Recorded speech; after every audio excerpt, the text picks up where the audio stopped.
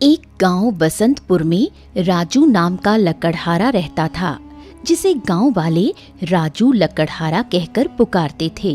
राजू अपने काम में माहिर था और पूरे गांव में उसकी ईमानदारी और मेहनत की चर्चा थी।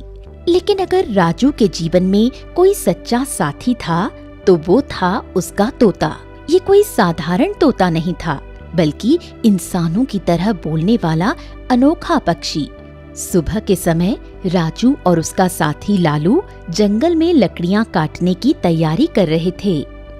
राजू भाई, आज जंगल में सूखी और मोटी लकड़ियां मिल जाएं, जिन्हें बाजार में बेचकर अच्छे दाम मिले तो मजा आ जाएगा। अरे सब मिलेंगी लालू, जब तक है तू मेरे साथ तो फिर डरने की क्या बात, चल। तभी रूपा, जो गांव के मुखिया की बेटी थी, वहां आ पहुंची। राजू, तुम्हें पता है, तुम्हारी मेहनत और लगन मुझे बहुत पसंद है। मैं सोचती हूँ कि हमें दोस्त बनना चाहिए। क्या तुम मुझसे दोस्ती करोगे? देख रूपा, मैं जानता हूँ कि तू मुझे पसंद करती है, लेकिन मेरी दुनिया मेरे काम और मेरे लालू तक सिमटी हुई है और मैं इसमें किसी को भी आने नहीं दे सकता। हाँ ठीक है, चल लालू। इतना बोलकर राजू और उसका साथी लालू जंगल की तरफ चल दिए।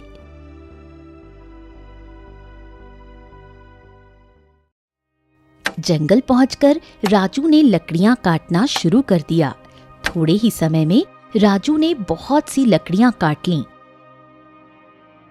और उन लकड़ियों को लेकर राजू बाजार आ गया। बाजार पहुंचकर राजू ने लालू से कहा, हाँ तो मेरे लालू, अब तेरी जादुई आवाज से ग्राहकों को बुलाने का समय आ गया है। चल अब तू दिखा अपना कमाल। लालू ने तुरंत अपनी फर्राटेदार आवाज में बोलना शुरू कर दिया। सुनो सुनो सुनो, आपका ध्यान किधर है? वसंतपुर का राजू लकड़हारा इधर है। सुनो सुनो सुनो। थोड़ी देर बाद एक व्यक्ति राजू के पास आ पहुंचा। क्यों भैया, ये लकड़ी का गट्ठा कितने का दे रहे हो? अरे ज्यादा महंगा नहीं है, बस 50 रुपए का। अरे ऐसा क्या है इस लकड़ी के गट्ठे में? बाकी सब तो 20 से 30 रुपए में दे देते हैं।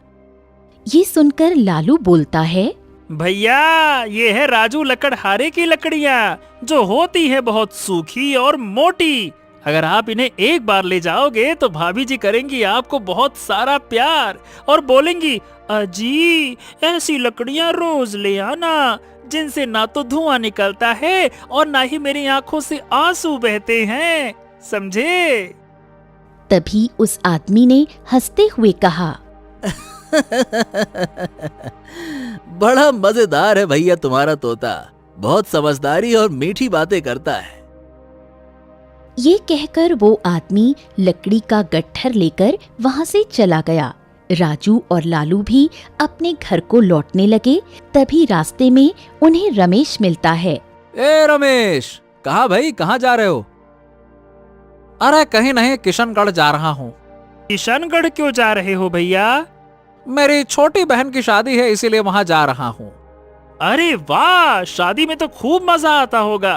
क्यों भैया, मिठाई लाए हो या खाली हाथ जा रहे हो? अरे भाई, मिठाई तो किशनगढ़ पहुंचकर ही खरीदूंगा ना। अच्छा ये बताओ, तुम्हें क्या पसंद है, लड्डू या फिर जलेबी?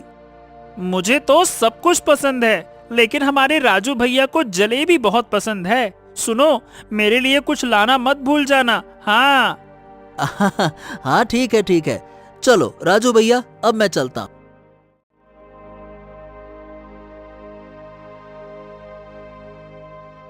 ये कहकर रमेश किशनगढ़ के लिए चला जाता है। राजू और लालू भी अपने घर आ जाते हैं।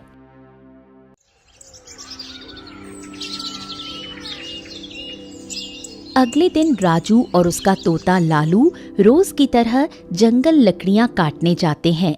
अभी राजू लकड़ियां काट ही रहा था कि अचानक उसे किसी की आवाज सुनाई दी। पानी, पानी, कोई मेरी सहायता करो, पानी। ए लालू, सुना तुमने? कोई मदद के लिए पुकार रहा है। हाँ, लगता तो है जैसे कोई घायल हो और दर्द से करा रहा हो। तो चलो फिर, हमें उसकी मदद करनी चाहिए, चलो। ये कहकर राजू और लालू उस ओर बढ़ने लगे जिस ओर से वो आवाज आ रही थी। पानी, पानी, पानी, मेरी सहायता करो। अरे बाबा, तुम्हें क्या हो गया? तुमको इस तरह किसने घायल कर दिया? बेटा, वो सब मैं बाद में बताऊंगा, पहले मुझे थोड़ा सा पानी तो पिला दो। हाँ हाँ हाँ, ठीक है बाबा, मैं तुम्हारे लिए अभी पानी लेकर आता हूँ। ए लालू, तुम बाबा का ध्यान रखना, जब तक मैं ना आऊं तब तक यहाँ से कहीं मत जाना, हिलना भी मत, ठीक है? ठीक है, मैं कहीं नहीं जाऊंगा, तुम जल्दी से पानी लेकर आना।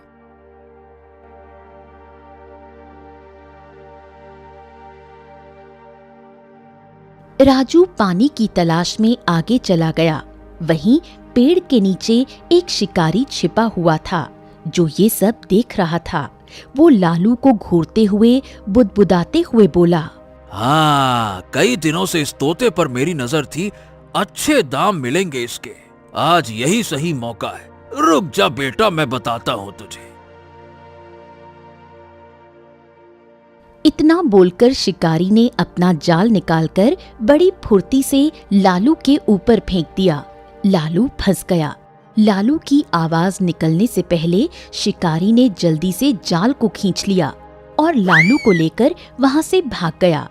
राजू पानी लेकर जैसे ही वापस आया तो उसने देखा कि लालू वहां नहीं था। लालू, ए लालू, ए लालू, अरे तुम कहाँ गए लालू? अरे मैंने तुमको यहीं रुकने के लिए कहा था, कहाँ चले गए भाई लालू? ए बाबा, लालू कहाँ गया है? राजू बाबा को झंझोड़ता रहा, पर बाबा के प्राण बाबा के शरीर को छोड़ चुके थे। राजू चारों ओर लालू को तलाशने लगा। वो जंगल में शाम तक लालू को आवाज लगाता रहा, लेकिन लालू का कोई पता नहीं चला। उदास मन से राजू गांव की ओर लौटने लगा। तभी रास्ते में उसे रूपा मिल गई। राजू, तुम्हारे चेहरे पर इतनी उदासी क्यों है और तुम्हारा लालू कहाँ है? जंगल में लकड़ियां काटने के लिए गया था। लकड़ियां काट ही रहा था कि अचानक एक दर्द भरी आवाज सुनाई दी। पास जाकर देखा तो एक बूढ़े बाबा बुरी तरह से घायल थे और पानी के लिए चिल्ला रहे थे। मैं लालू को उनके साथ छोड़कर पानी की तलाश में जंगल की ओर अंदर चला गया। वापस आकर देखा तो लालू वहां नहीं था। मेरा लालू कहाँ चला गया? राजू की इस बात ने रूपा को झकझोर कर रख दिया। वो तुरंत घर जाकर अपने पिता, गांव के मुखिया को सारी बात बताते हुए बोली, पिताजी, राजू की आंखों में पहली बार आंसू देखे हैं। उसका लालू गायब हो गया है। हमें उसकी मदद करनी चाहिए। अरे चुप रह रूपा, दुनिया में वैसे भी बहुत काम है। वो पगला राजू दिन भर तोते से ही बात करता रहता है। अच्छा हुआ कि उसका तोता गायब हो गया। अब कम से कम वो इंसानों से तो दोस्ती करेगा। पागल कहीं का।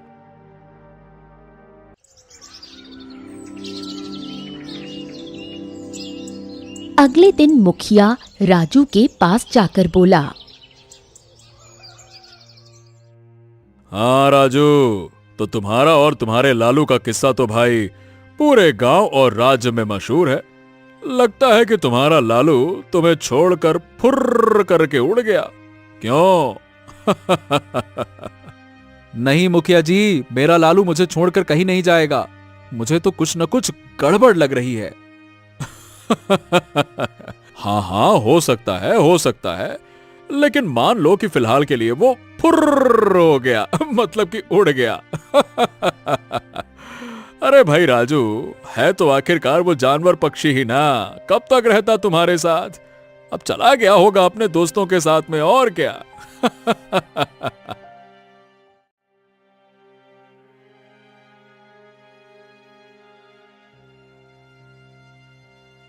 मुखिया राजू का मजाक उड़ाकर वहां से चला गया। मुखिया के जाने के बाद रूपा राजू के पास आकर बोली, राजू, तुम चिंता मत करो, मैं तुम्हारे साथ हूँ। हम दोनों मिलकर लालू को जरूर ढूंढेंगे। मैं वादा करती हूँ कि मैं तुम्हें अकेला नहीं छोड़ूंगी। राजू, मैं एक साधु महाराज को जानती हूँ जो जंगल में तपस्या करते हैं। कहते हैं कि उनके पास हर समस्या का हल है। अगर कोई हमारी मदद कर सकता है तो वो वही है। हमें उनके पास जाना चाहिए। हाँ रूपा, अगर तुम्हें विश्वास है तो चलो, मेरे लिए किसी भी हाल में मेरे लालू को ढूंढना सबसे जरूरी है। चलो, मैं तैयार हूं। राजू और रूपा दोनों साधु महाराज के पास चले गए। साधु महाराज एक पुराने पेड़ के नीचे तपस्या कर रहे थे।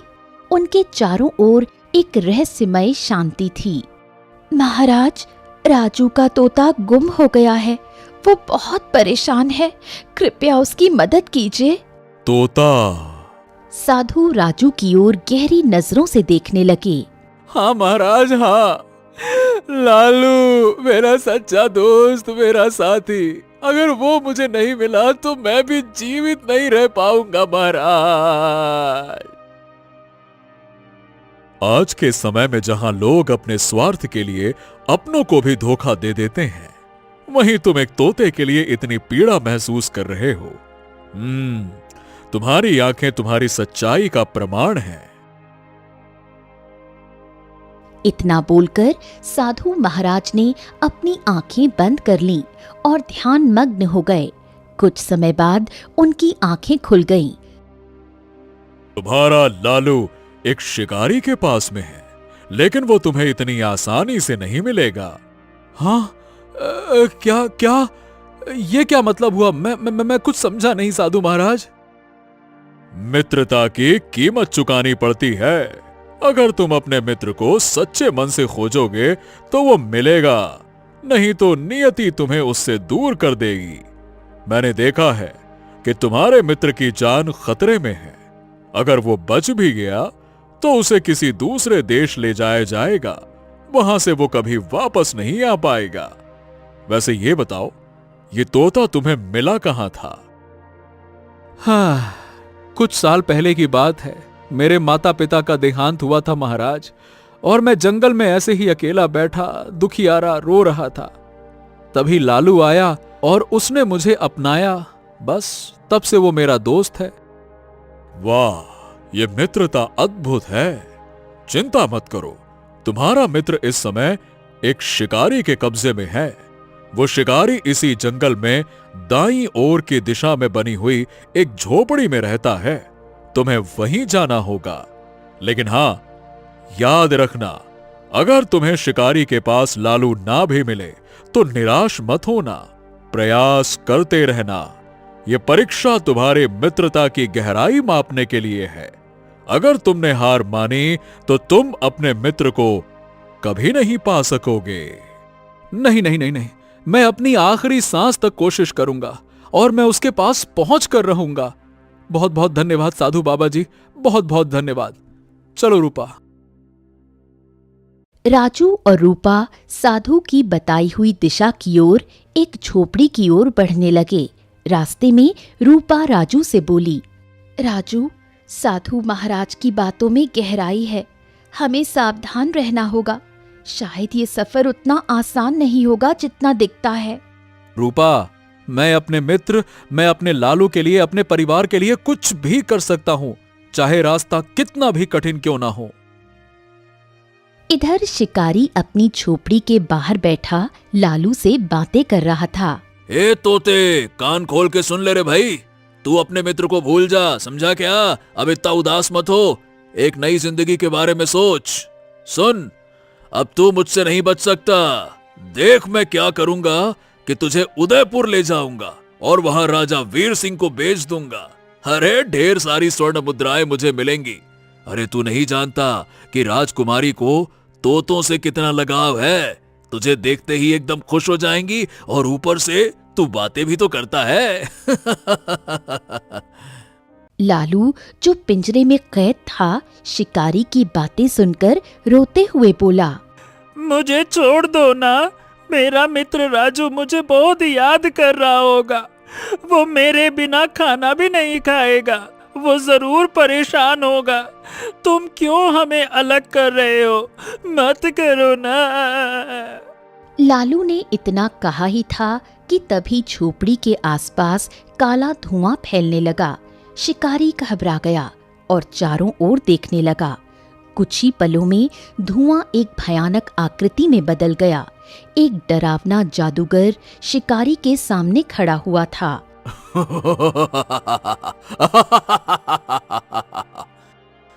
अरे कौन हो तुम? और तुम तो बड़े ही बदसूरत लग रहे हो। हो कौन तुम?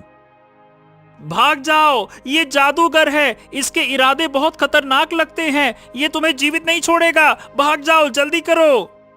लालू की बात सुनकर शिकारी का हृदय परिवर्तन हो गया। लालू, ए लालू, मैंने तुम्हारे साथ कितना बुरा किया।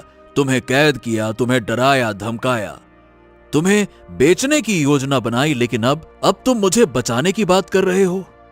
मैं समझ गया कि सच्ची मित्रता क्या होती है। अब मैं तुम्हें किसी भी कीमत पर सुरक्षित तुम्हारे मित्र के पास ले जाऊंगा। तुम निश्चिंत रहो, मैं समझ चुका हूं। हाँ। जादूगर ठहाका लगाकर हंसता हुआ बोला।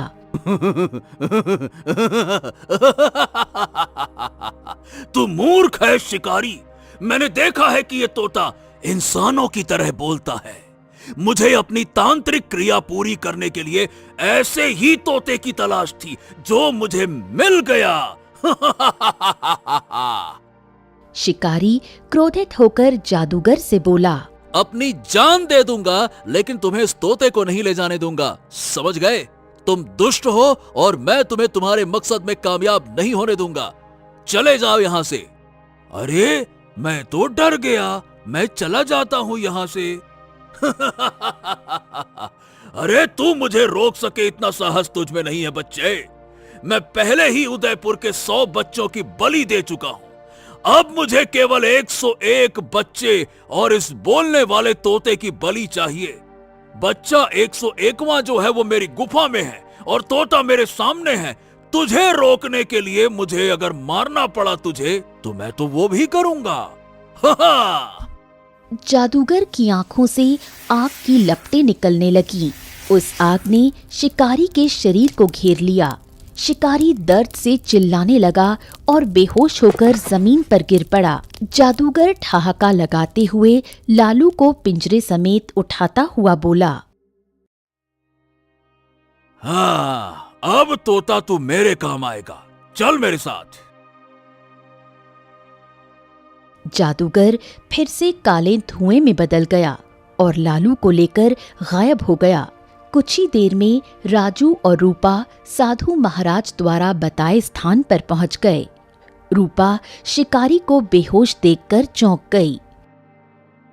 राजू, ये वही शिकारी लगता है जिसके बारे में साधु महाराज ने बताया था। हाँ, लेकिन ये तो बेहोश है। ऐसा लगता है जैसे किसी ने इसे जलाने की कोशिश की है। और सबसे बड़ी बात तो लालू यहां है नहीं। कहीं उसे किसी ने। हाँ। रूपा पानी छिड़ककर शिकारी को होश में लाने की कोशिश करने लगी। शिकारी ने धीरे धीरे आंखें खोलीं और कांपती आवाज में बोला। जादूगर तोते को ले गया। वो उसे अपनी तांत्रिक क्रियाओं के लिए इस्तेमाल करेगा। जादूगर? कौन जादूगर? और वो तोते को कहां ले गया? उसने कहा था कि वो उदयपुर के 100 बच्चों की बलि दे चुका है। उसे अब केवल 101वें बच्चे और बोलने वाले तोते की बलि चाहिए। बच्चा उसकी गुफा में है और यहाँ वो तोता लेने आया था। मेरी बात ध्यान से सुनो। यहाँ से आगे दाईं ओर घनी झाड़ियों के बीच तालाब के पास एक गुफा है। वही वो होगा। इतना बोलकर शिकारी ने अपना दम तोड़ दिया। इधर दूसरी ओर गुफा के अंदर चारों तरफ धुआं फैला हुआ था। बीच में एक बच्चा बेहोश पड़ा था। काले धुएं के गुबार ने धीरे धीरे जादूगर का रूप धारण कर लिया। उसके हाथ में पिंजरे में बंद तोता था।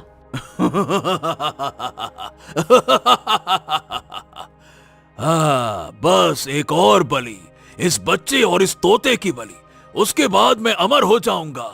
कोई ताकत मुझे रोक नहीं सकेगी। देखो देखो, अभी भी वक्त है, मुझे जाने दो, सब कुछ छोड़ दो। अमृत के इस जुनून का अंत अच्छा नहीं होगा। सुन रहे हो ना? अरे तू बोलता बहुत है। काय काय काय काय, चुप रह। तुझे तो मैं इतनी बेदर्दी से मारूंगा कि तेरा वजूद मिट जाएगा। अगर मेरी जान लेनी है तो ले लो, लेकिन इस बच्चे को छोड़ दो। इसके माता पिता कितने परेशान होंगे, तुम्हें पता है? अरे तुम क्या जानो एक बच्चे के खोने को दर्द को। तुम तो बड़े आए जादूगर जो अमर होना चाहते हैं। तुम्हें क्या लगता है कि तुम तोते को, बच्चे को मार दोगे और अमर हो जाओगे? ऐसा नहीं होता, समझ गए? बड़े आए।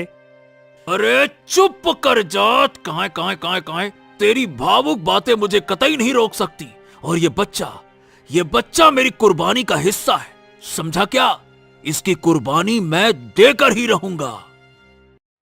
तभी गुफा के प्रवेश द्वार पर मंत्री सूर्यभान 2 सैनिकों के साथ आ पहुंचा और उस जादूगर की ओर देखकर क्रोधित अवस्था में बोला, काल भैरव, बस, तुझे समझाते हुए बहुत देर हो गई। तूने हमारे उदयपुर के मासूम बच्चों की बलि दी है। अब तुझे तेरे पापों की सजा मिलेगी। महाराज वीर सिंह ने आदेश दिया है कि तुझे प्रजा के सामने मौत के घाट उतारा जाएगा। सैनिकों, हाँ, अच्छा क्या, मुझे मौत के घाट उतारा जाएगा? ओह सूर्यभान, क्या तुम मुझे रोकने आए हो क्या? अरे नालायक, तुम्हें पता नहीं है क्या कि मेरी शक्तियों के आगे कोई नहीं टिक सकता? और इस बच्चे और इस तोते की बलि देकर मैं अमर हो जाऊंगा।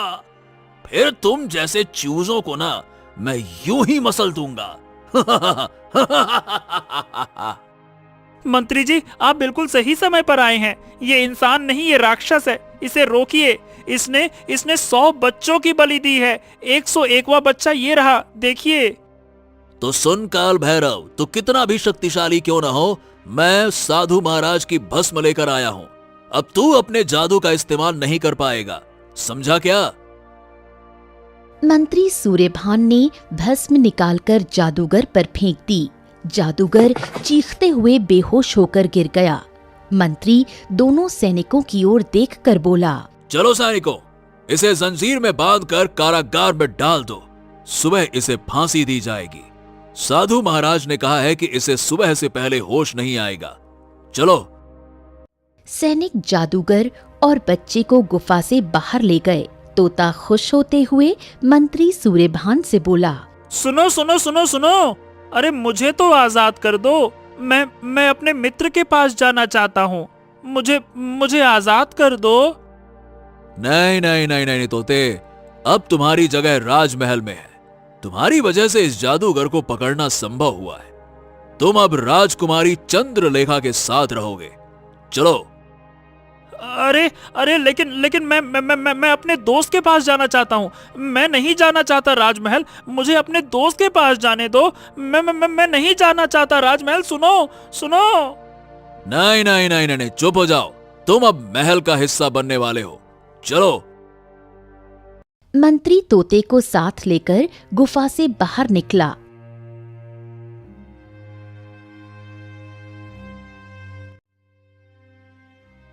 उनके बाहर निकलने के कुछ देर बाद राजू और रूपा गुफा के बाहर खड़े थे। गुफा के चारों ओर सन्नाटा फैला था। राजू, मुझे लगता है कि यहाँ कुछ देर पहले कोई जरूर था। देखो ये तंत्र मंत्र की वस्तुएं। हाँ रूपा, यहीं कहीं होगा, मुझे यकीन है। तभी एक सैनिक गुफा के पीछे से निकलकर उन दोनों को घूरते हुए उनके पास आकर बोला, कौन हो तुम दोनों और यहाँ क्या कर रहे हो? बोलो। मैं एक लकड़हारा हूँ और ये रूपा मेरे गांव की दोस्त है। मेरा तोता लालू जो इंसानों की तरह बात करता है, उसे एक शिकारी ने अपहरण कर लिया था। जब हम शिकारी की झोपड़ी में पहुंचे तो उसने बताया कि जादूगर काल भैरव उसे मारकर मेरे तोते लालू को यहाँ पर ले आया और इतना बताकर शिकारी ने दम तोड़ दिया। ओ, जादूगर काल भैरव, उसे तो मंत्री सूर्यभान ने बंदी बना लिया। कल सुबह उसे फांसी दी जाएगी। और लालू, क्या आप जानते हैं कि वो कहाँ है? हाँ, मैंने मंत्री सूर्यभान के हाथ में एक तोता तो देखा था, और वो तोता राजमहल में राजकुमारी चंद्रलेखा के पास रहेगा। सुनो, तुम मेरी मानो तो अब उस तोते को भूल ही जाओ, समझे? चलो, मैं चलता हूं।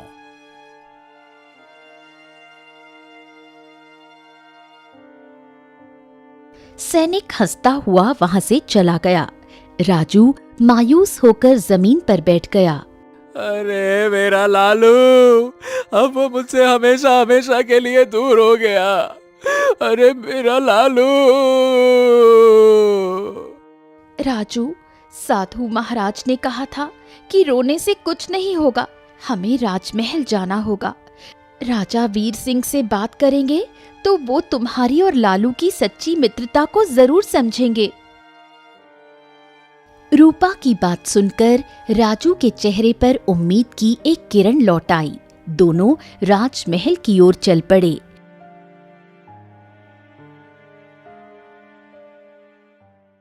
इधर मंत्री सूर्यभान राजा वीर सिंह को काल भैरव को बंदी बनाने की पूरी घटना सुना रहा था। राजा वीर सिंह अपने सिंहासन पर गंभीर मुद्रा में बैठे हुए थे। उनके बगल में राजकुमारी चंद्रलेखा खड़ी थी। महाराज, महाराज, महाराज, वो जादूगर वर्षों से हमारी प्रजा के बच्चों का जीवन लूट रहा था। साधु महाराज के आशीर्वाद से उसे पकड़ने में सफलता मिली है। अब ये किसी को नुकसान नहीं पहुंचाएगा। ये बहुत अच्छा कार्य किया सूर्यभान, बहुत अच्छे, शाबाश। कल उसे फांसी पर लटका दिया जाएगा। मंत्री सूर्यभान तोते को लेकर राजकुमारी की ओर बढ़ गए। राजकुमारी, ये लीजिए, ये तोता मेरी ओर से आपके लिए भेंट है। ये इंसानों की तरह बात करता है और बहुत मनोरंजन करता है। सचमुच? धन्यवाद मंत्री जी। लालू राजकुमारी से बोला। राजकुमारी, मेरी बात ध्यान से सुनो। देखो, मुझे जाने दो ना। मेरा दोस्त राजू मेरे बिना नहीं रह सकता। कृपया करके मुझे जाने दो। तुम्हारा दोस्त कौन है? वो एक लकड़हारा है। हमारा रिश्ता बहुत खास है। वो मेरे बिना नहीं रह पाएगा। राजा वीर सिंह ये सुनकर क्रोधित होकर बोला। मूर्ख तोते, तेरा वो दोस्त तुझे क्या ही दे सकता है? बोल। अरे तू यहाँ महल में रहेगा तो यहाँ जो ऐश्वर्य और जो आराम तुझे मिलेगा वो कहीं और नहीं मिलेगा। लकड़हारे के साथ तुझे ठीक से खाना भी नहीं मिलता होगा। यहाँ तू मौज मस्ती करेगा, खाएगा, पिएगा, बस। और क्या करेगा? बोल। महाराज, आप सच्ची मित्रता को नहीं समझते। सच्ची मित्रता में अमीरी गरीबी का कोई स्थान नहीं होता। राजा वीर सिंह ने गुस्से में अपनी मुट्ठी भींच ली। तभी दरबार में उनका एक मित्र जो पक्षियों का व्यापारी था प्रवेश कर गया। महाराज की जय हो, महाराज की जय हो। कैसे हैं आप महाराज? हम तो अच्छे हैं। आओ आओ आओ आओ। कैसे आए तुम? बिल्कुल सही समय पर आए हो वैसे। अच्छा, ये देखो, ये तोता जो इंसानों की तरह बोलता है, देखो इसे। महाराज, यहाँ से कुछ दूर मेरा पक्षियों का मेला लगा है। वहां पर ऐसे ही तोते बिकते हैं जो इससे भी ज्यादा अच्छे से बोलते हैं। हाँ, तो ठीक है ना। आप इसे उस मेले में ले जाइए और देखते हैं कि कितने दाम लगते हैं इसके। और हाँ, कोई इससे भी अच्छा बोलने वाला तोता लाइए जो इससे भी अच्छी अच्छी बातें करता हो। हाँ, जैसा आप कहें, बिल्कुल महाराज। व्यापारी लालू के पिंजरे को वहां से ले जाने लगा। लालू जोर जोर से चिल्लाता हुआ बोला।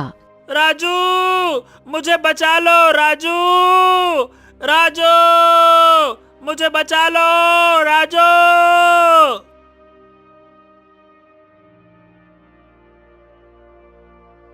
कुछ देर बाद राजू और रूपा महल के द्वार पर खड़े थे। रूपा, मुझे मेरा लालू हर हाल में वापस चाहिए। धैर्य रखो राजू, हमें राजा वीर सिंह से बात करनी होगी। इधर बाजार में लालू उदासी भरी आंखों के साथ एक पिंजरे में बैठा था। आसपास कई तोते खुशी से चहचहा रहे थे। क्या मेरा मित्र राजू मुझे यहाँ से कभी ले जाएगा क्या? हाँ, शायद नहीं। मुझे वो भूल ही गया होगा। क्यों ही याद रखेगा। उसकी आंखों में आस आ गई। उधर राजा वीर सिंह, राजकुमारी चंद्रलेखा और मंत्री सूर्यभान सभा में थे। तभी राजू और रूपा वहां पर पहुंच गए। राजू राजा वीर सिंह की ओर देखकर बोला, महाराज महाराज महाराज, मैं अपने तोते को वापस लेने आया हूँ। वो केवल एक तोता नहीं बल्कि मेरा सच्चा मित्र है। मैं उसके बिना नहीं रह सकता महाराज। बता दीजिए वो कहाँ है। एक तोता और मित्र। ये तो बड़ी अद्भुत बात कही तुमने। हमने आज तक इंसानों की मित्रता सुनी थी, परंतु ये पहली बार देख रहे हैं कि कोई एक तोते को अपना मित्र मानता है। क्यों भाई, तोता मित्र बन सकता है क्या? महाराज, पूरे गांव में राजू और तोते की मित्रता की मिसाल दी जाती है। कृपया इसे हल्के में ना लें। राजकुमारी चंद्रलेखा अपने पिता से बोली, पिताजी, लगता है कि ये उसी तोते की बात कर रहे हैं जिस तोते को आपने अपने व्यापारी मित्र को दिया है, जिसे मंत्री सूर्यभान हमारे पास लेकर आए थे। ये सुनकर राजू रोते हुए बोला, हाँ हाँ हाँ हाँ, आप सही कह रही राजकुमारी, मैं उसी की बात कर रहा हूँ। वो मेरा मित्र है, मेरा जिगरी यार है। हाँ। राजकुमारी चंद्रलेखा राजू के चेहरे पर सच्चाई देखकर सोच में पड़ गई। पिताजी, मुझे लगता है कि राजू की बातों में सच्चाई है। इसकी आंखें इसकी मित्रता का प्रमाण दे रही हैं। तभी वही व्यापारी वहां आ पहुंचा। राजा वीर सिंह उस व्यापारी से बोला, हाँ, वो तोता जिसे हमने तुम्हें दिया था, लाओ लाओ लाओ, उसे वापस कर दो। ये युवक उसे अपना मित्र होने का दावा कर रहा है। लाओ लाओ। महाराज क्षमा करें, जैसा कि आपने कहा था मैंने वैसा किया। मैंने उस तोते को पक्षियों की बाजार में बेच दिया। अब वहां पर सैकड़ों तोते हैं। अब उसे पहचान पाना असंभव है महाराज। लो राजू, अब देखो, तोता ढूंढना असंभव है। क्या तुम अब भी उसे पहचान सकते हो क्या? बताओ। हाँ हाँ महाराज, मुझे बस आप एक बार अवसर दे दीजिए। मैं अपने लालू को सैकड़ों क्या हजारों तोतों में भी पहचान लूंगा। हाँ। राजा वीर सिंह, मंत्री और व्यापारी सभी आश्चर्यचकित हो गए। कुछ देर बाद राजा वीर सिंह, राजकुमारी चंद्रलेखा, मंत्री सूर्यभान, रूपा और राजू बाजार में पहुंच गए। बाजार में सैकड़ों पिंजरे रखे थे। राजू ध्यान से सबकी ओर देखने लगा। हाँ, यहां तो सभी तोते खुश हैं, मगर मेरा लालू, वो उदास होगा बेचारा।